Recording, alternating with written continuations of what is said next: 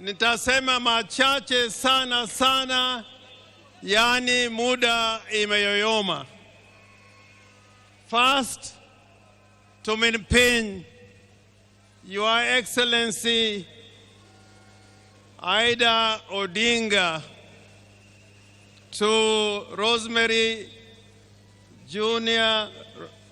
and Winnie, to Dr. Oburu Oginga, and Your Excellency the President of the Republic of Kenya, President Uhuru, President Obasanjo, and all mourners who have joined us on this great day. President Ruto, let me put it on record. Let me put it on record that many years ago in Bondo, in Nyamira, when we had requested the government of the day to give Jaramogi Oginga Odinga a state funeral, the government of the day refused to give Jaramogi a state funeral. All they did was to offer us one helicopter.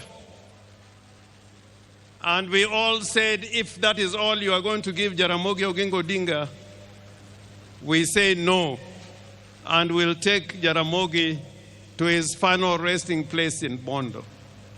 So I do not want to take it for granted that you've given Right Honorable Raila Amolo Odinga a state funeral. I do not want to take that for granted. Indeed, this is the first proper state funeral with military colors, with the participation of the military in the whole of Nyanza region. We have lost so many sons in Nyanza.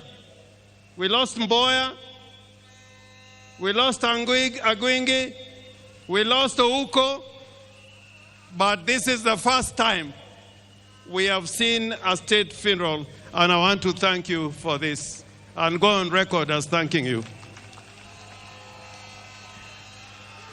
Now, I want to say something about Raila, because without saying the qualities of Raila, who really what Raila was, then it will be impossible to keep his legacy. What did Raila really stand for? Why did many politicians come over these years and fall on the wayside? And Raila was always there fighting for us. Raila was a fighter for justice and democracy all his life. And sometimes I'm taken aback by some people who enjoy the rights Raila has fought for, including political parties. There are those who now lead political parties and abuse Raila Amolo Odinga without knowing that without Raila Amolo Odinga, you would not be leading those parties that you're leading today. They don't know. And I say, woe unto you. I say, woe unto you. There are those who forget the legacy of Raila Amolo Odinga. We have the Constitution of Kenya 2010. And people are here, and I like what Simbarati was trying to say, that there are people here today, when Raila was fighting for this constitution, they said no to that constitution.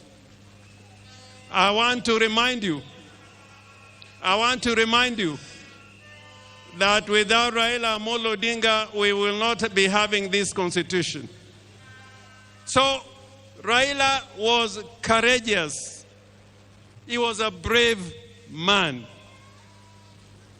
I remember after the elections in 2017, when his votes were stolen,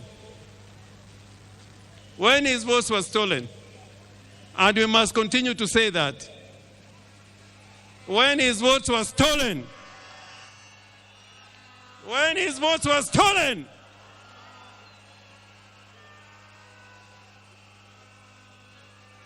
Raila decided with a few of us that he was going to be sworn as a people's president at Uhuru Park.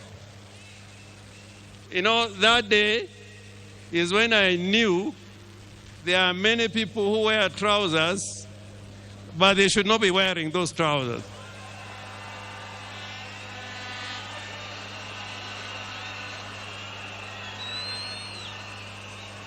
But Raila said,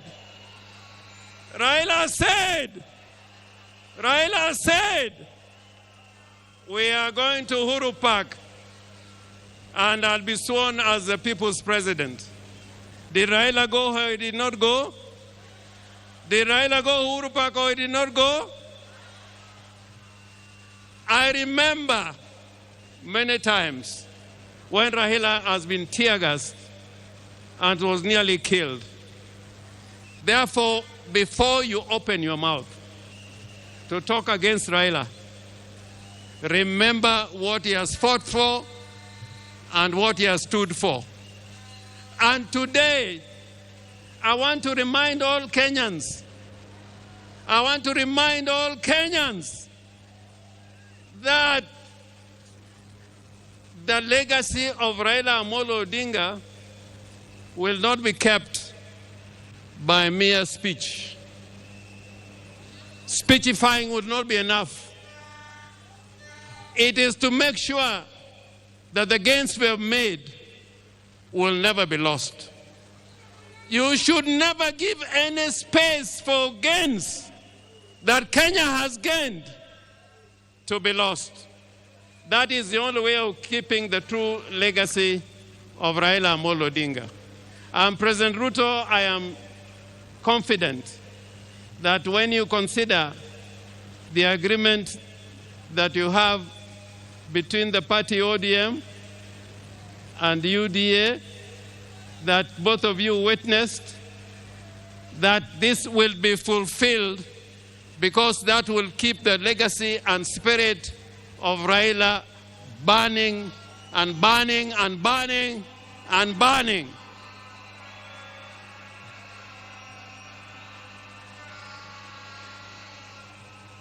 The other character of Raila Amolo Odinga, other than being brave and courageous, was that he was a peacemaker. Raila was a peacemaker.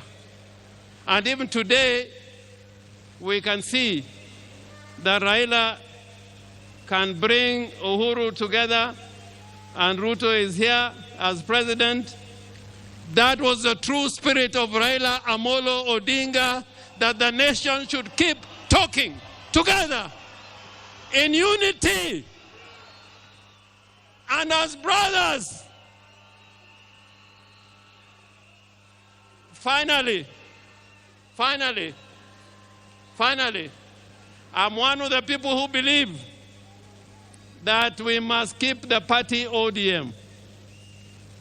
You must keep the party ODM. Remember the ideology of the party ODM. There's a huge delegation here, including the governor from Tororo, people from Gulu, my friend Olara Otunu, I think, is also in the house. We welcome you. But Olara Otunu, during Pinluo, when His Excellency the President and President Museveni was here, he spoke in Luo. And I want, if you have anybody near you, to translate what I'm saying. Nijo Luo wangi kitwa, kitwa, kitwa, kitwa, kitwa. in that spirit of the Luo nation, that spirit of Luo nation is like we like speaking the truth. We like speaking the truth. We like living in peace with our brothers. We like inclusivity. We are against those who are trying to tear Kenya apart and speak the language of division and tribalism and ethnicity. Woe unto you! So, President, I urge you, even as we speak about unity, let us not kill political parties. Political parties are the foundation of democracy. Any arrangements we enter into don't kill political parties. In 1963, political parties were killed, and it took us 20 years to fight to revive political parties. So jothurwa awachonuka geno ni wabed gimoro achiel odu en odu od meru kataka chwer mane odu wabed kanyakla wati kanyakla mondo Kenya obed gimoro achiel. I thank you so much, Mr. President.